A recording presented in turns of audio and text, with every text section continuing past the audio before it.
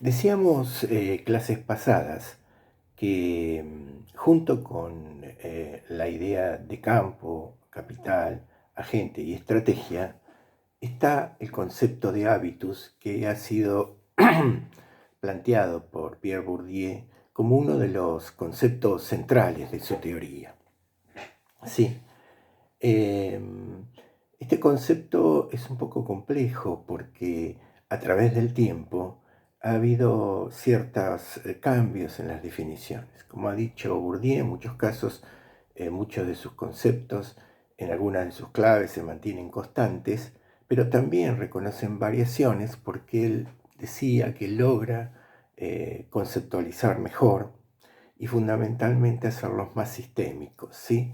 Y es un concepto particularmente complejo porque de alguna manera siempre está tratando de integrarse entre ser integrado por los dos polos o las dos corrientes principales del pensamiento o de las corrientes de pensamiento en las ciencias sociales. ¿Sí? De alguna manera trata de escapar esa dicotomía y siempre está el riesgo al explicarlo, al tratarlo de que todos lo comprendamos, en entrar en algún proceso de contradicción. Decíamos que una de las cuestiones que cuando los agentes circulan por los campos sociales, se produce una especie de magnetismo y hay una influencia, un condicionamiento sobre esos agentes que tiene que ver con los condicionamientos que se producen al interior de los campos. De manera que cualquier partícula que pasa por ese campo, cualquier agente, es influido por el magnetismo que ese campo desarrolla. Ese magnetismo, esta metáfora hace referencia fundamentalmente a los principios y las leyes que gobiernan ese campo. El hábitus se conforma, vamos a una primera aproximación al concepto, a través de nuestro paso por los distintos campos sociales, en donde existen estructuras de peso que hacen que incorporemos mucho de lo que esas estructuras nos indican, ¿sí? De alguna manera, nuestro paso por el sistema escolar, por lo aprendido en el seno familiar, en los clubes deportivos, en los clubes culturales, como por ejemplo clubes de lectura, en el trabajo, en la recreación, en el ocio, en nuestras actividades o prácticas religiosas, generan y conforman lo que es fundamentalmente el hábitus. En este sentido, el concepto, la palabra, en realidad Bourdieu la toma de la filosofía clásica, en particular de Aristóteles, que ha sido traducido el término hábitus a partir del vocablo exis, ¿sí? Y era un vocablo que en cierta manera lo que encerraba en las disquisiciones filosóficas de Aristóteles, la existencia del acto y la potencia, ¿sí? De una fuera y de una parte interna en todo lo que podrían ser las actividades humanas. Fundamentalmente esta idea doble es lo que va a hacer pensar en la idea de hábitus a Bourdieu, que el hábitus es un ser y un hacer, es decir, es una manera de percibir, es una manera de reflexionar, de juzgar la realidad, es una grilla de lectura sobre la realidad, son los criterios valorativos que utilizamos, pero que también hacen a nuestras prácticas, a nuestro hacer. Hay una relación y una vinculación muy importante en ese sentido. Para Bourdieu, la vida social se desarrolla en un doble aspecto. Por un lado, estamos sometidos a estructuras lejos de nuestra reflexión, conciencia, sería la parte objetivista, pero a la vez incorporamos parte de esas estructuras, o lo que nos indican esas estructuras, sería la parte subjetivista, y hacemos prácticas en función de eso y organizamos maneras de percibir la realidad. Este primer acercamiento nos lleva a una definición que hemos planteado, tomando las ideas de Bourdieu, ¿sí? Y tomando esta idea del origen etimológico de la palabra hábitus. Entonces, decimos que el hábitus son los esquemas de obrar, pensar y sentir asociados a nuestra posición social. Convivir con otras personas en círculos sociales homogéneos condiciona, no determina, nuestras opciones que se exteriorizan en similares estilos de vida, estrategias, preferencias, criterios valorativos, como así modos semejantes de pensar y juzgar. De alguna manera, el ser parte de un círculo social homogéneo, de un colectivo homogéneo, condiciona nuestras opiniones. ¿Sí? El tener determinada posición en determinado campo social, de alguna manera, señala la dirección de nuestras preferencias, nuestros gustos, nuestras maneras de juzgar, nuestras maneras de valorar, nuestra jerarquía de valores y de realizar prácticas. Sirva como acercamiento a esta idea el sketch que vamos a ver ahora. Epa, epa. Se vienen los seminarios auspiciados por las facultades de Ciencias Sociales, Psicología y Filosofía y Letras para meterse con el asunto de las dificultades que aparecen en las relaciones humanas de los seres humanos entre ellos. El seminario se llama El amor necesita de fantasía y magia y se lleva mal con la racionalidad mental del cerebro. No te los pierdas. Mirá un ejemplo. ¿Sabes qué pienso? Te gusta la playa y el mar. Te gusta Phil Collins.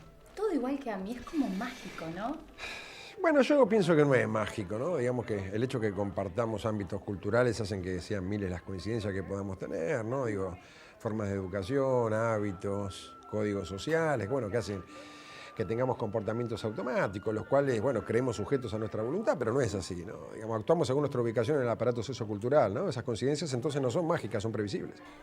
Mira, yo lo decía porque además, vos siendo Piscis en Capricornio y yo teniendo Luna en Acuario, es lógico que pueda surgir, no sé, algo profundo entre nosotros, ¿no?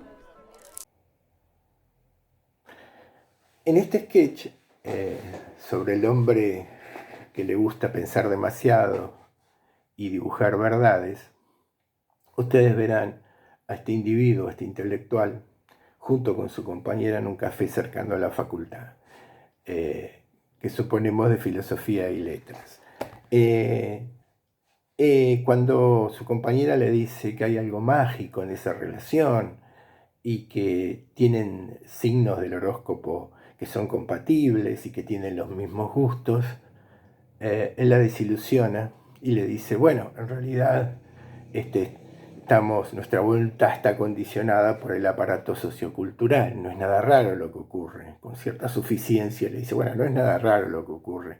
Compartimos las mismas experiencias, los mismos códigos sociales, la misma educación, pensamos igual y tenemos los mismos gustos, no hay nada mágico en eso. Y de alguna manera dice que estamos sujetos a la voluntad de ese aparato. Esta idea que es bien estructuralista y que es hasta fatalista, si uno ve el total del sketch, después cómo termina, pensando casi en un hombre alienado, está presente en uno de los polos del hábitus. ¿Por qué? Porque si bien el hábitus produce la sociedad, también a su vez es producido por la sociedad. Y ahí está la clave para salir, digamos, de esta trampa estructuralista y determinista, como ser una parte de personas que están absolutamente determinadas por los condicionamientos del todo, ¿sí?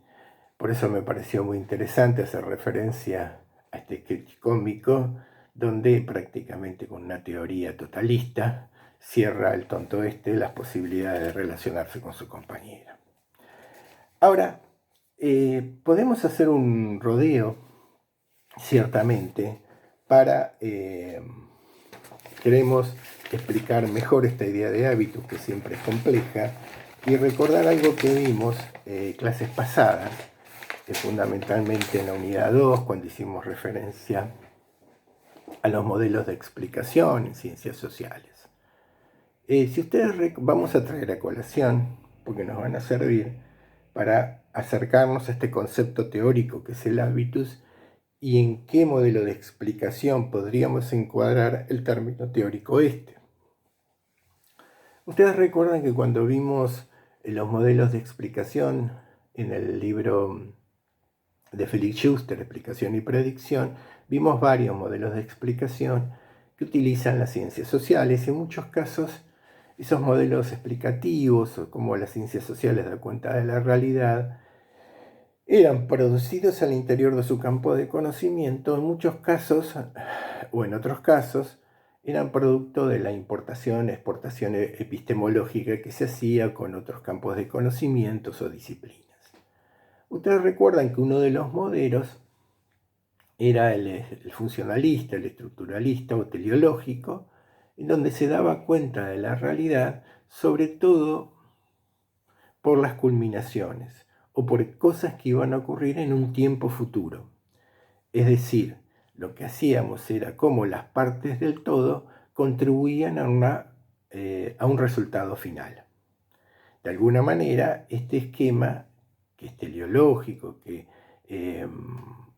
pone, así como el patrón de explicación genético pone el núcleo de su explicación en el pasado, esta lo pone en el futuro. Todas las partes de un todo funcionan para garantizar algo que va a ocurrir en el futuro, como puede ser un equilibrio del conjunto.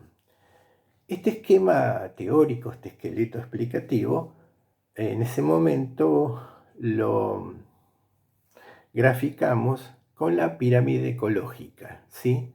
Las ciencias naturales, este método lo ha utilizado mucho, este modelo o patrón de explicación, y métodos derivados, a través del estudio de, por ejemplo, los ecosistemas. Nosotros podríamos determinar en una pirámide ecológica los niveles tróficos con distintos reinos vegetales y animales, donde cada uno cumple una función, desde lo que son los productores, los descomponedores y los consumidores.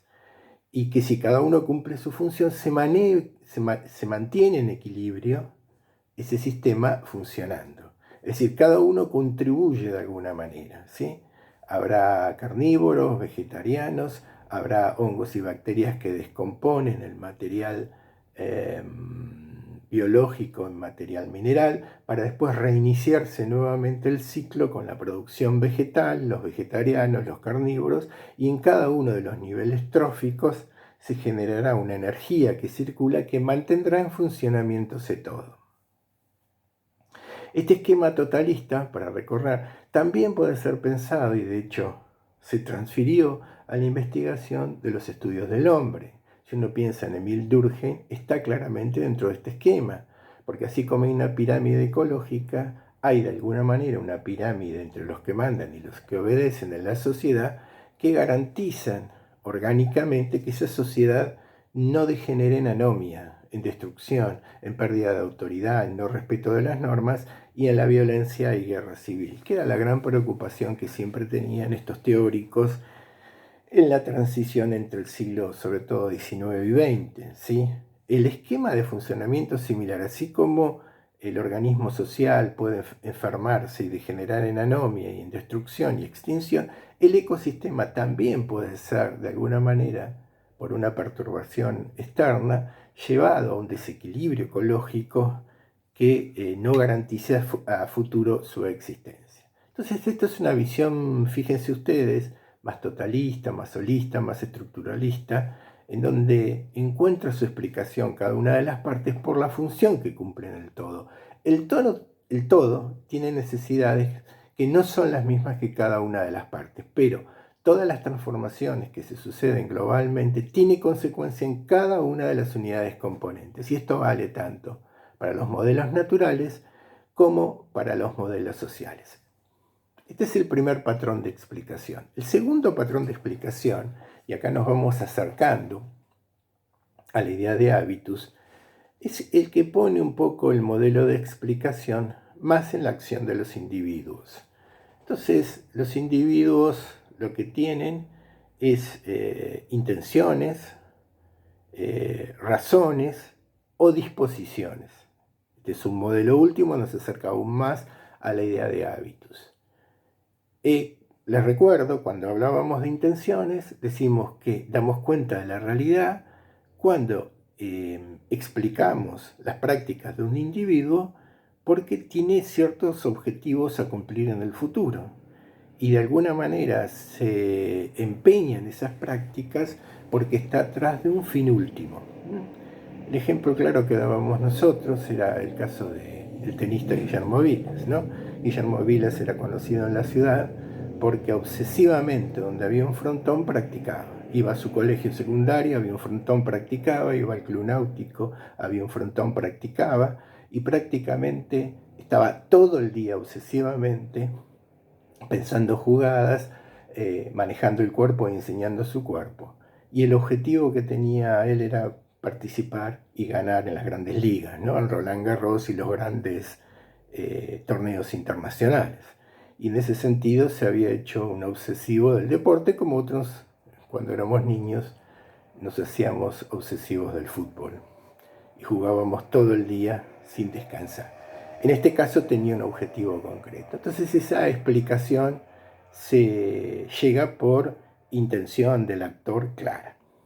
El segundo, por razones, tiene más que nada que ver, son sutiles a veces las diferencias entre estos modelos de explicación, tienen que ver fundamentalmente con la idea que estamos ante un individuo, sujeto o actor, no hablamos de agente, lúcido que tiene la capacidad de analizar la situación, ver todas las posibilidades, hacer un diagnóstico y en función de objetivos generar algún tipo de normativa o estrategias. En este caso particular, estos modelos pueden hasta ser formalizados, esto se ha hecho mucho en ciencias económicas o en las ciencias políticas, a través de determinados esquemas que nos permitan lograr objetivos. Fundamentalmente este tipo de modelos analíticos o patrones de explicación lo que buscan es la realización de un diagnóstico y la posibilidad de determinadas estrategias para lograr fines de instituciones o empresas, ¿no? Por ejemplo, el modelo que todavía se usa mucho, la metodología FODA, está basada en estos supuestos patrones explicativos, en los supuestos que sostienen estos patrones explicativos, cuando se analizan en una institución, en una empresa, cuáles son las fortalezas y las debilidades y las amenazas y oportunidades externas que éstas tienen. Es todo un estudio de diagnóstico profundo con la información que se tiene para desarrollar prácticas que se pretenden exitosas. De alguna manera acá está la idea de que se puede planificar, que se puede tener toda la información para llevar adelante una planificación.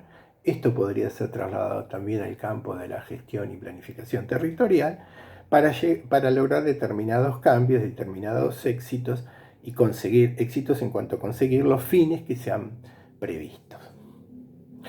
Y el tercer submodelo explicativo es cuando damos cuenta de la realidad por la disposición de algunas personas a actuar de determinada manera, por la tendencia que tienen. Y esto lo hacemos en función de la ubicación o posición que tienen en la sociedad, ¿sí? Y acá es donde estamos llegando al aspecto que nos interesa, que es el hábito. De alguna manera hay una tendencia a actuar de determinada forma que viene más o menos condicionada y que es más o menos previsible. En este caso, no necesariamente juzgamos, como en el caso del cálculo racional, una intencionalidad siempre reflexiva, consciente, planificada y ejecutada según pasos, sino que se puede dar a través de un cierto mecanismo de aprendizaje o de no del todo consciente, ¿sí? En este tipo de explicación es que Bourdieu plantea la idea de un agente, ¿sí? Entonces hablamos entonces de un agente, no de un actor o de un sujeto que es absolutamente libre o que es una manera metodológica o teórica de acercarse a la realidad para construir las dinámicas territoriales, como tuvimos oportunidad de ver en la teoría de los actores sociales, sino de un sujeto sujetado, pero que no necesariamente es inconsciente. Entonces, el hábitus tiene la particularidad de estar de alguna manera conformado a través de una pedagogía que ha sido enseñada por las distintas estructuras que tienen cierto peso, por los campos sociales por los cuales pasamos. Pero en realidad uno pasa por distintos campos sociales, ¿sí? Entonces, vamos a ver que hay lo que podría ser un hábitus que llaman primario, que es el que se constituye sobre todo en el seno de la familia y en las escuelas, donde ahí se aprenden ciertas cuestiones básicas que tienen que ver no solamente con pericias y habilidades reconocidas intelectualmente o conocimientos, sino también con prácticas cotidianas, ¿sí? El vestirse, el comportarse en la mesa, el cómo hablar, el cómo moverse. Por eso hablamos de que de alguna manera está incorporado en el cuerpo todas esas enseñanzas y a veces sí da lugar a comportamientos un tanto instintivos. No es que no se puede llevar a la conciencia lo que es semiconsciente o inconsciente, pero sí hay un conocimiento, que sea hábitus, que nos indica cómo pensar, cómo reflexionar, lo que es dable pensar y hasta dónde es dable pensar, y yo diría desear, ¿sí? Pero evidentemente no hay una conformación, como decía el intelectual de Café, no hay una conformación automática de la voluntad, porque por más que procedamos, como dice Philippe Courcouf, al analizar la teoría de Pierre Bourdieu, de ámbitos sociales semejantes, de la misma clase social, podemos haber tenido y asimilado de manera diferente las experiencias por las cuales hemos pasado. Podemos haber asimilado de manera diferente porque hemos pasado momentos históricos diferentes por esas experiencias. Entonces hay una composición que es individual de alguna manera en la construcción de ese hábito y no nos hace a todos seres iguales.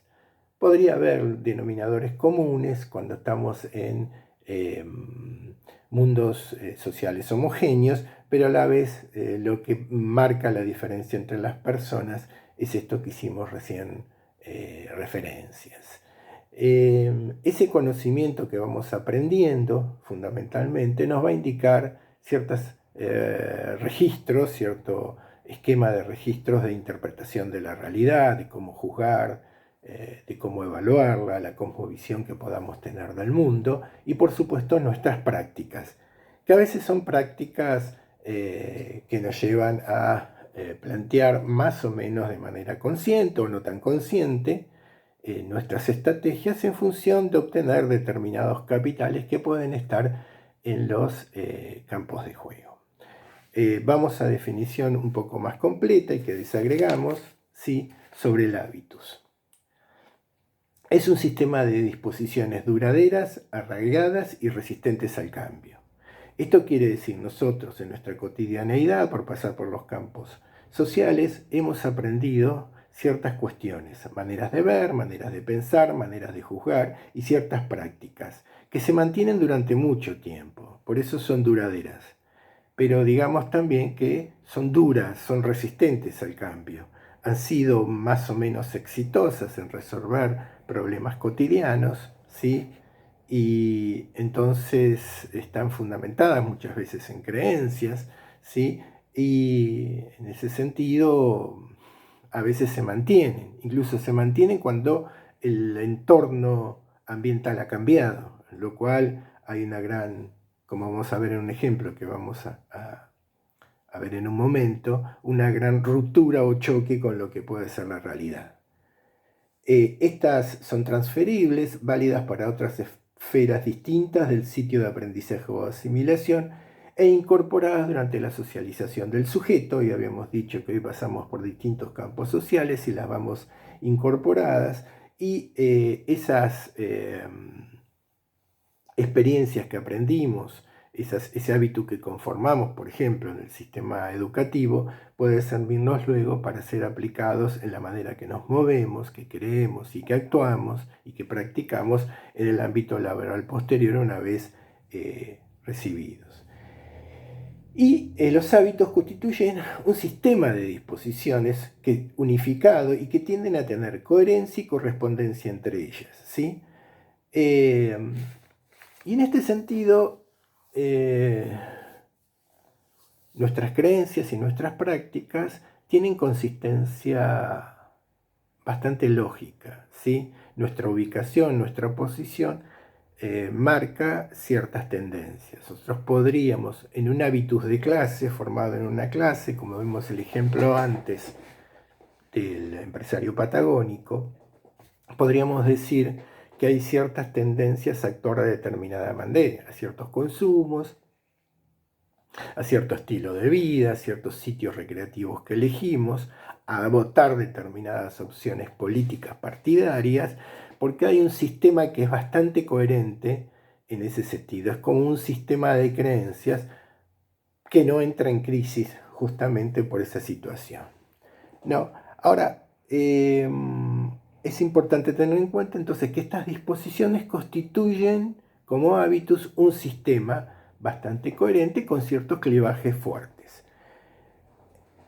El concepto de hábitos, entonces decíamos hoy que es particularmente complejo porque se mueve entre dos polos y el riesgo es siempre poder entrar en contradicción para tratar de explicarlo, ¿no? Es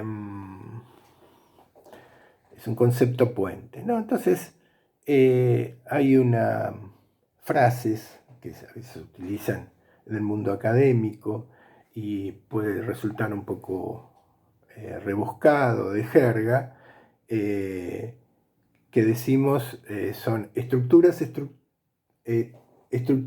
estructurantes y estructuras estructuradas.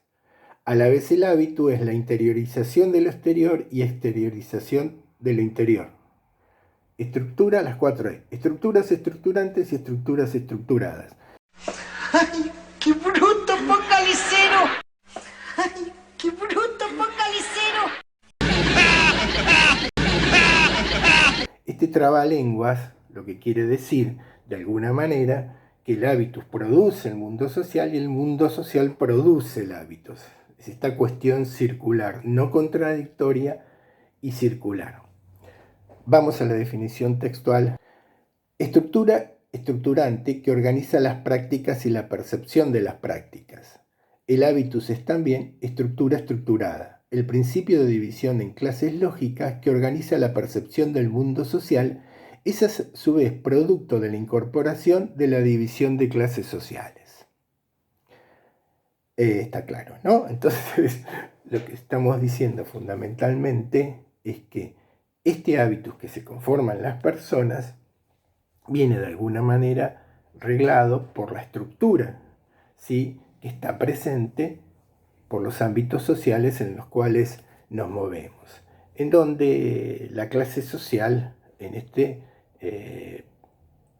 punto cumple un papel muy importante a la hora de generar ciertas percepciones, ciertas maneras de ver y eventualmente maneras de practicar. No estamos ante una situación en donde no se pueda escapar, ¿sí? En realidad el hábitus puede ser reestructurado, porque si no caeríamos en la idea de que siempre lo que hacemos a través del hábitus en cada uno de los campos sociales es reproducir linealmente, pero el hábitus produce el mundo social a la vez que es producido por el mundo social.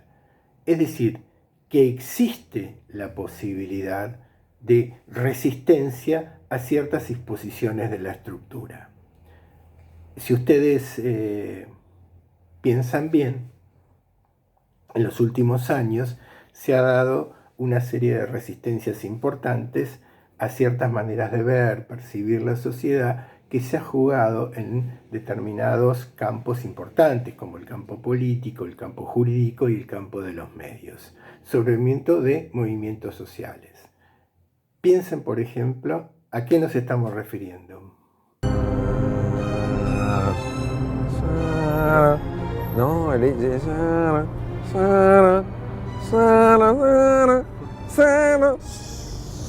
¿sabes lo que pasó? Contame, No, pará, después le dice que es.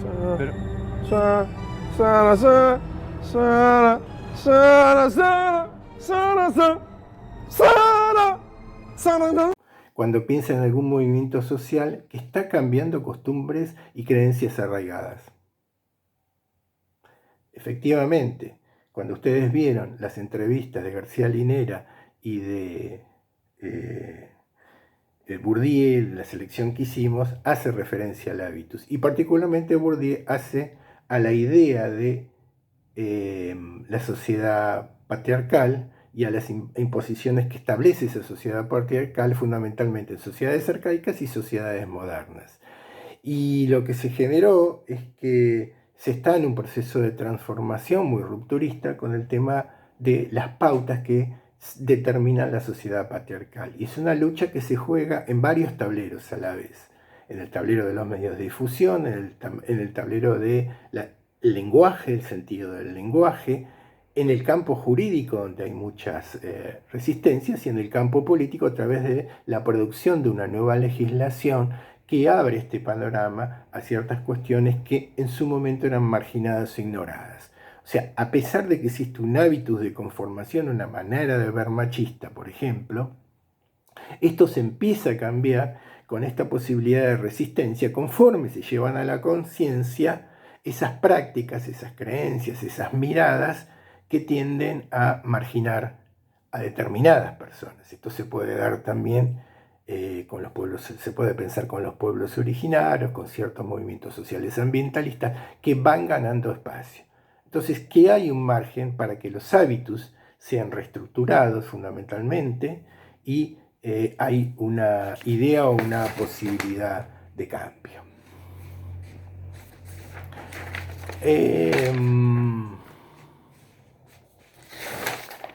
Hay algo que es importante y que tiene que ver con los modelos de explicación que vimos hace un momento, y es la cuestión de la explicación a través de las conductas de los individuos.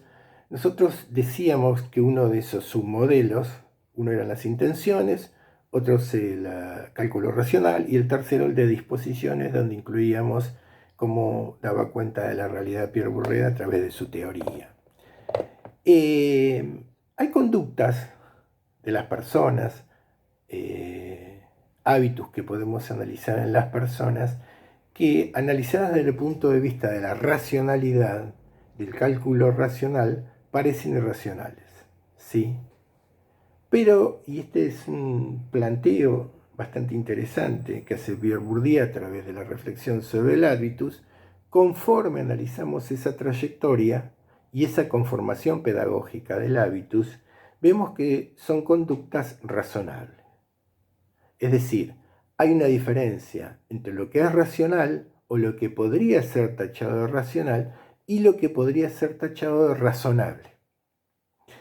Y para esto vamos a escuchar a Alicia Gutiérrez y después vamos a hacer un breve comentario cuando cuenta parte de sus experiencias. Otro principio explicativo es lo que Bourdieu llama estado de relación de fuerzas entre las clases.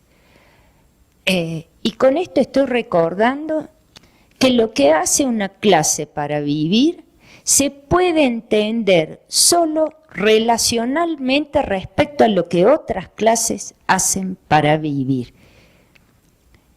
Y para decirlo más crudamente, esto me recuerda que la pobreza no se reproduce en un espacio social concreto independientemente de la riqueza, y que la producción y reproducción de la pobreza es consecuencia de la producción y reproducción de la riqueza en un espacio social concreto. Por último, nos propone Bourdieu estas estrategias de reproducción en la pobreza se explican también por los hábitos incorporados.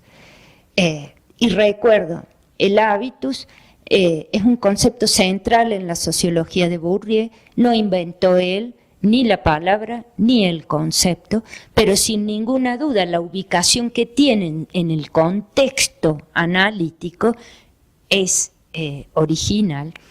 Hablar de hábitos es recordar que la historia que cada uno de nosotros ha ido viviendo se ha incorporado en nosotros como una segunda naturaleza. El hábitus es un sistema de disposiciones a pensar más de cierta manera que de otra, a percibir más de cierta manera que de otra, a valorar, a querer más ciertas cosas que otras, que cada una de nosotros ha incorporado a lo largo de su historia. Pero cuando uno dice de su historia familiar en el marco de la trayectoria de una clase, en el marco de una estructura de clases y por lo tanto atravesada por relaciones de poder. Permítanme, porque desde que conocí esto, siempre lo cito cuando hablo de hábitos. Los trabajos de Firpo, un maestro uruguayo, que recopila lo que sus alumnos le hayan ido comentando a lo largo de su trabajo como docente, por lo tanto que es cierto, no es invención ad hoc para una conferencia. Firpo ahí comenta en un caso que les pide a sus alumnos de escuela pobre de los suburbios de Montevideo que escriban qué voy a hacer cuando sea grande. Uno de sus alumnos, un niño de 9 años, contesta esto: cuando sea grande voy a ser millonario, voy a construir muchos departamentos, los voy a alquilar y con lo que saque del alquiler me voy a poner una carpintería para ganarme la vida. Voy a ser millonario, voy a tener muchos departamentos, los voy a alquilar y con lo que saque del alquiler me pongo una carpintería para ganarme la vida. Eso es el hábitus. Me dice lo que es pensable y lo que no es pensable, lo que es para mí, lo que no es para mí. Cuando yo leía eso pensaba, claro, ¿cómo se gana la vida su papá, su tío, su padrino? Y se gana la vida con suerte siendo propietario de la carpintería o trabajando en un taller mecánico. Su hábitus le impedía siquiera terminar la fantasía de lo que era tener mucho dinero. Como ven, el ejemplo que da Alicia Gutiérrez es muy interesante, ¿no? Bueno, un poco hago referencia a él. Ella cuenta que el maestro, en este caso el escritor uruguayo Firpo, recibe algunas respuestas por parte de los alumnos que pueden parecer poco racionales, ¿no? Entonces, hay un niño que dice, cuando yo sea grande quiero ser millonario, tener muchas propiedades, pero lo que voy a hacer es poner una carpintería para trabajar y ganarme la vida. Pero ¿cómo? ¿De qué está hablando? Si va a ser millonario, ¿para qué va a trabajar? Analizado en términos racionales, este ejemplo podría resultar un planteo ridículo. Claro, pero su hábitus de formación familiar, escolar, su condición de clase, ha hecho que tenga ciertos límites al pensar su futuro, a pensar lo deseable, lo pensable. Y en este sentido, el hábitus puede actuar como una limitación. Es lo que ha visto en la casa, en una clase popular, suponemos, es la necesidad de ganarse el pan diariamente que tenían el padre y la madre, ¿sí? Entonces suponemos que en eso que ha visto, en esas prácticas que ha asimilado, a futuro no puede dejar de pensar en trasladarlas de determinada manera. Entonces su pensamiento es bastante razonable. En el otro segundo ejemplo vamos a hacer un relato más o menos ficticio, ¿sí?, sobre un fenómeno un poco más extremo del ejemplo que da Alicia Gutiérrez, y tiene que verlo con, se llama el efecto Quijote o histéresis de hábitus, que es un individuo, como tiene una práctica durable y resistente al cambio, y podríamos decir con un sentido común que se le ha demostrado exitoso hasta ese momento, tiende a no cambiarla, tiende a mantenerse. Por eso se habla de efecto Quijote o histéresis de hábitus, ¿sí? Entonces yo voy a contar un ejemplo más o menos ficticio en donde se plantea esta cuestión. Hace muchos años nosotros teníamos una compañera que realmente pensábamos ciertamente que era de condición muy humilde, por la manera que vestía, por los consumos que tenía en la facultad, por cómo llegaba a la facultad en una bicicleta vieja, no gastaba un peso, no iba al bar.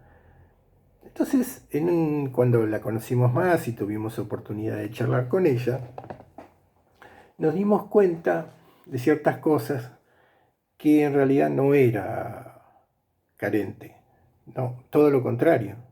Era una persona con muchas propiedades, con mucho dinero, acumulado fundamentalmente por sus padres, y que había recibido una herencia multimillonaria, pero tenía un comportamiento que era prácticamente de un carente, ¿sí? En ese sentido, bueno, en cierta manera era un poco extraño pensar cómo se planteaba esta cuestión, cómo tenía esas conductas, esa manera de ver la vida, esa manera de manejarse con el dinero, el tipo de relación que tenía con el dinero, con su presente y su futuro. Era una persona sola. Bueno, conforme uno indagaba cómo se había formado su hábitus primario, cómo había sido su vida familiar, entonces había sido una vida de carencia. Realmente los padres habían venido durante la Guerra Civil Española, pero habían prosperado mucho en una ciudad turística como la ciudad de Mar del Plata, muy próspera, y habían logrado con mucho trabajo y con mucho esfuerzo acumular mucho dinero, ¿sí? Pero ella contaba que los consumos que tenían eran mínimos. O sea, lo único que conocía era el trabajo. Nunca había tomado taxi salvo en un caso de urgencia de la madre para llevarla a la clínica. Entonces acá lo que se produce fundamentalmente es una histéresis de hábitos. Es decir, la persona en la pedagogía que ha tenido no puede salir de esa manera, de esa pedagogía que ha tenido, habiendo cambiado la situación presente.